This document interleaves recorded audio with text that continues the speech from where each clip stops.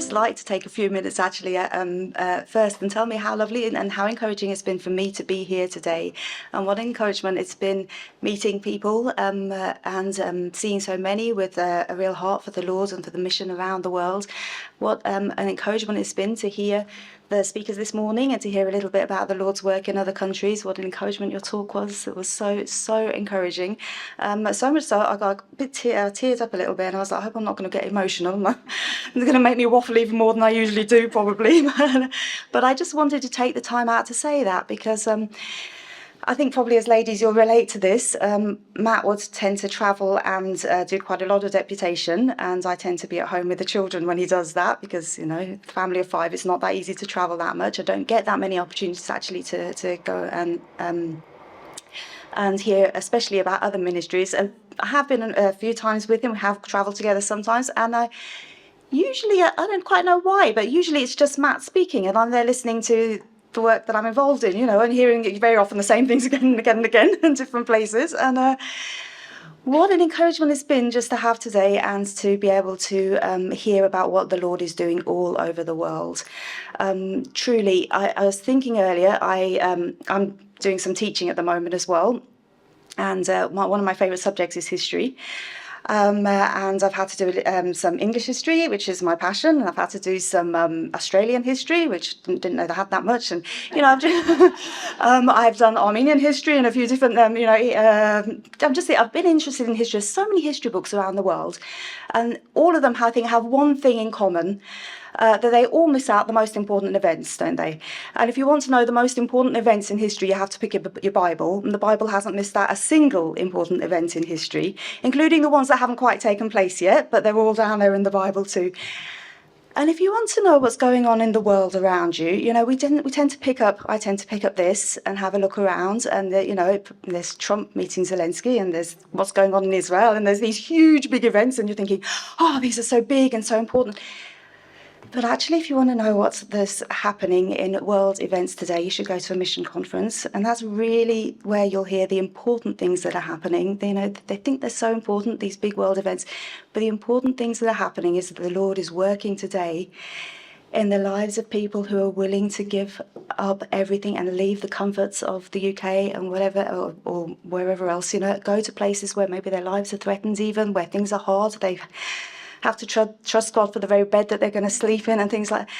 That's the important world events today, and through them people are still getting saved. The number is being added to. I really don't think it's going to be very much longer now. I think soon the last one's going to be added. That's just my belief. But we're hearing about the ones who are still being added in the most unlikely places, and what a joy to hear about that. That's been so. I think, it's just been a joy to hear about this. The Lord is the head, the glorious head of a large body that is still functioning on earth and is still doing what he wants them to do. And I've been reading recently about the churches in Revelation, and the image of the Lord walking through the churches, holding them in his hand, talking to each church. Before he gives the advice to each church, he says something about himself to encourage the churches, doesn't he? And he's the one who has died and is risen again. He can encourage the persecuted church. He's the one who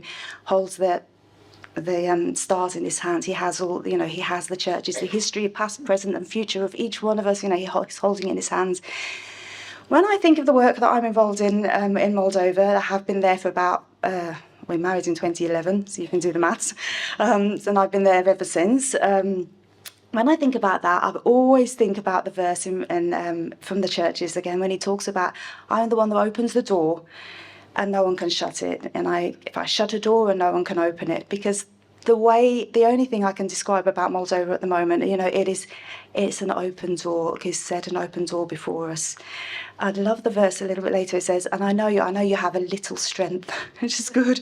It doesn't say, I've set an open door because you're this great, wonderful people. And it just says, I've got an open door, but I know you have a little strength. And that's us sometimes, just that tiny little bit of strength. But But God is the one who's opened that door, and no one can shut it until he shuts it, and then no one can open it. It's all controlled by him. I want to take just a few minutes to share with you some of the open doors that I'm personally involved in. As you already heard, I'm really more involved in the children's work there. So you got a bit of an overview of the work. We try to think outside the box, and we try to really just spread the seed in any way we can. I'm going to talk just a little bit about what I do. Some of it will be slight overlap. I'll try not to overlap too much though. Just before I go into the open door, I'll just tell you a tiny little bit about the country that this is what I call home now. Very rural country. We live in a village, and we're about 10 minutes from the local town, but it's not a very built up town. Most people actually in Moldova, it's not a big country, there's about 3 million there, and most of them actually live in villages.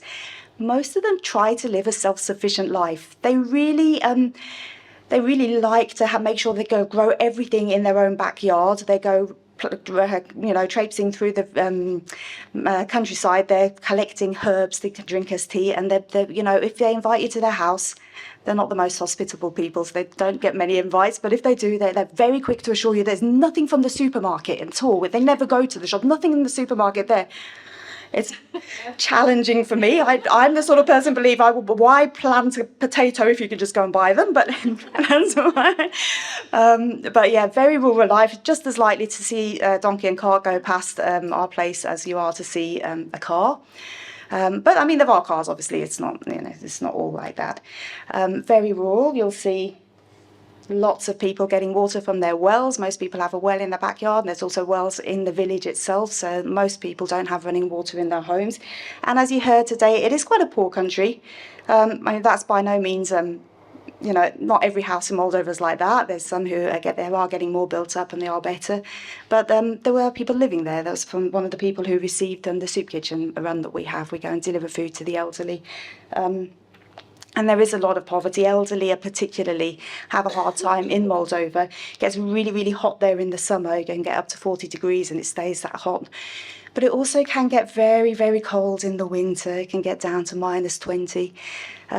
Since the war with Ukraine, we've had a lot of problem with the gas supply. The gas has just gone up about 6 times in price. It is almost unaffordable. So we had a hard time this year, so I can only imagine how some of these locals went to be in your house, in a house like that, where -10, -5 to 10 would be kind of an average. It is hard for the elderly, and the children are a very vulnerable group in Moldova. It's And this little boy is our neighbour, actually. He's Jon, and he's a teen now. This is a slightly older picture. I'll put it up just because it represents something that is very widespread in Moldova. Jon's parents went abroad, both of them, and left him with a neighbour to bring up. And unfortunately, this happens an awful lot, mostly with grandparents. Some of them just give the baby, and I'm talking when he was a baby. Just because there's not many job opportunities and it's so poor, the parents think, I'll go abroad, I'll earn money, and I'll send it home for the child. I was giving a teacher a lift back a couple of years ago, this was, and just asking, just trying to chat to her, and it's like, oh, it's such a difficult job teaching. She said, it's so hard. She said, it's so hard. And it's changed so much since I've been a teacher. She was a slightly older lady. She said, I have not a single child left in my class, she said, that has both parents at home. Most of them, one parent is abroad, and many of them, both parents are abroad. And their grandparents have these children, and their idea of looking after children, they'll provide a meal for a child, and there's somewhere for the child to sleep at night. That's it, no other help for the child. So children are very vulnerable because of this in Moldova. It's interesting, isn't it? And here in the West, we have, again, a very similar problem. So many problems with the children is that both parents are not there to help with the child, but for a very different reason. And it's hard. You try and say to the parents, but the child needs you, not the money that you're going to send for that child or the nice house you're trying to build for the child. But it's hard to speak. They look at you and they say, as their saying is, your voice is coming from a warm place. It's all right for you to say that, but they want the nice homes and the nice whatever else their money can buy. So It has opened many opportunities for us to be able to work with the children, though, and it is lovely to be able to work with these children.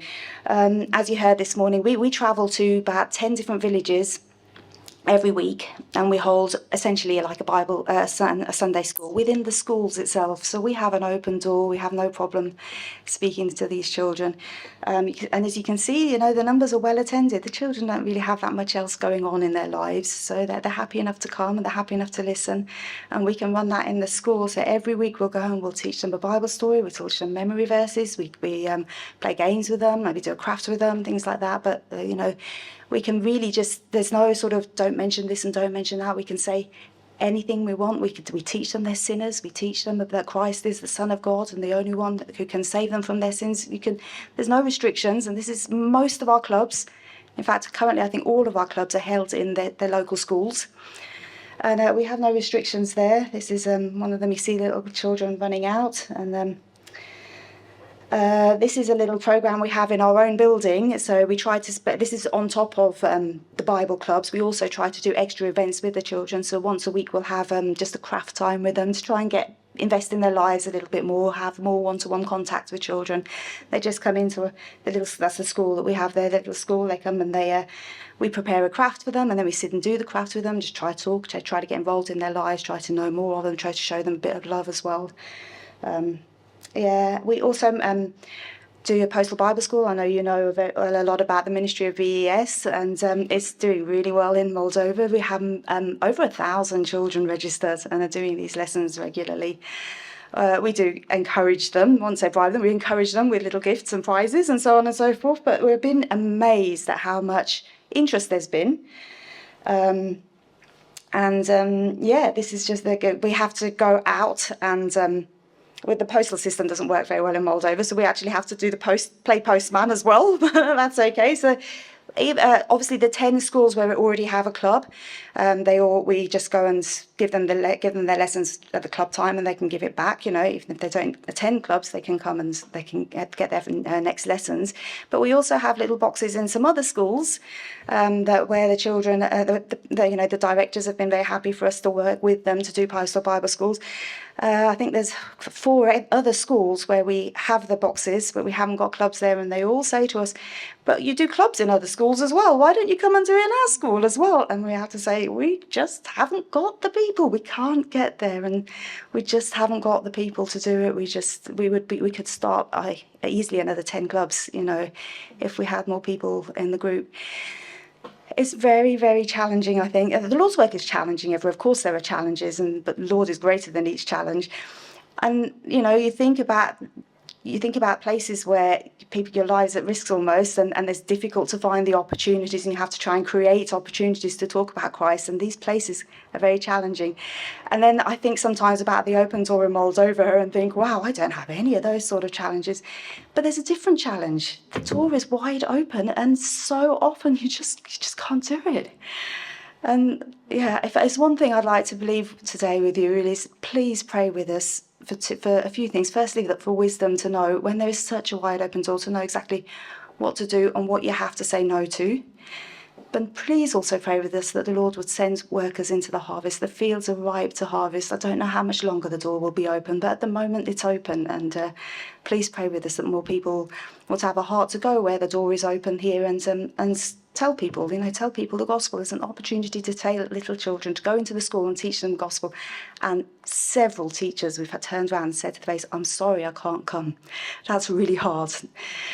Can you imagine something like that? You know, we have to turn and say, I'm sorry, I can't. I just physically can't. There's so many hours in the day, and there's so many hours when obviously we can't go from 9 till 3, they're at school, and after 5 it's getting dark. There is only that 2-hour window where we can go and we can hold these Bible clubs, and we're only a little group of 5 or 6 people. We split ourselves in 3 or 4 different directions, and we go in different places to get through the 10 clubs in 1 week. Can't really, you have to say no to some people and pray that the Lord will bring more people. So I'd really appreciate if you'd pray with us that the Lord will bring the people with a heart to teach these children while we can. I'm just going to go quickly through a few of these. You did see them this morning. I didn't have very good communication with my husband. I said, what are you speaking on? I'll make sure I don't show these pictures. And I'm pretty sure he said to me he's not going to speak about the George Muller thing. But anyway, I clearly wasn't listening. So I'm just going to skip through these pictures which you've seen. But we do have to say this is such a great opportunity. So this is something that we run just certain weeks. We try to choose weeks. Obviously, it's hard because to run this, we then have to close down the clubs. But this is something that reaches very widely. We give invites to all the schools in the southern region, in the Cahul region, and they bring their children to us to go through the play and have the gospel presented to them during school time. So the Director of Education has allowed us to do this. So we bus them in, 60 children at a time. They have 20 of them go through the play and have the gospel presented to them. 20 of them go into what we call a recap room. We just sit and we talk and we make sure the child understood the gospel from what they saw, and we get feedback, obviously. And then we set up what we call a living history, where we just take something from a period of time in history, like we talked Victorian Britain, obviously, when we did the George Muller thing, just at the schools, just to show the schools that, we are also, this is also an educational experience that they're having. Of course, we still give them a gospel in that as well, but that's the educational part of it. This is another one we did a few years ago, based on the life of Christ. This is a lovely, lovely one, The Lamb it was called. The children all go away. We make sure we get write each year like a souvenir book with pictures from the play that they saw and the story of the play as well. So they get the whole thing. Hopefully it's something that's attractive to them, because they're like, oh, we saw that. Oh, that's, Mr. Paul, who was George Muller. And look, it's actually, we use photos of the actors in the plays, but the whole story is there printed for them as well. And I nearly always volunteer to work in the recap room. That's my favourite spot. And it was lovely during the George Muller play.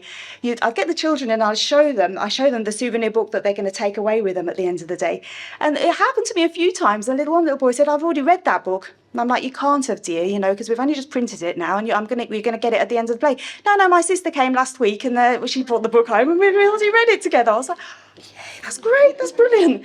My mum read it to us all. I was like, praise the Lord, this is great. So, yeah. We also have summer camps. My timer was switched off. I hope I'm just going to check that, make sure I'm not. Technology. Okay, so we also do summer camps throughout the year, through the summer, and this is another really good way to try and get to know the children a little bit more personally. So we try to do sort of 5 or 6 weeks of this back to back. The children come. We bring all the children who are involved in clubs or involved in the PBS, and because the numbers have grown of PBS, Postal Bible Schools, so much, the camps are quite big, so we don't have them overnight. We're just during the day. But I'm just going to let you have a little look at some of the things, some of the fun activities we get involved in. I hope this is going to work. Yes.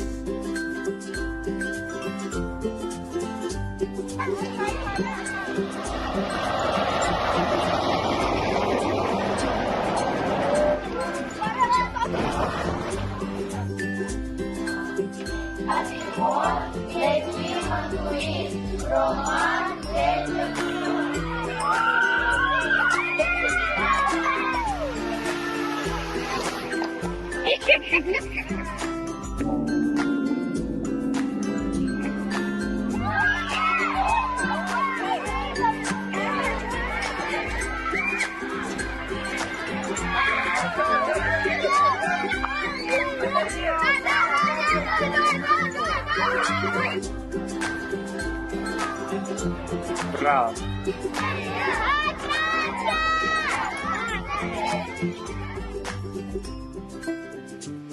Yeah, so they have so much fun. As you can imagine, children, their parents are not maybe there for them. They don't have much attention throughout the year. They're maybe not that, well fed and so on. And camp is the highlight of the year for them. We've had children. Well, camp is a big thing in in ex-communist countries anyway. They love sending their children to camp.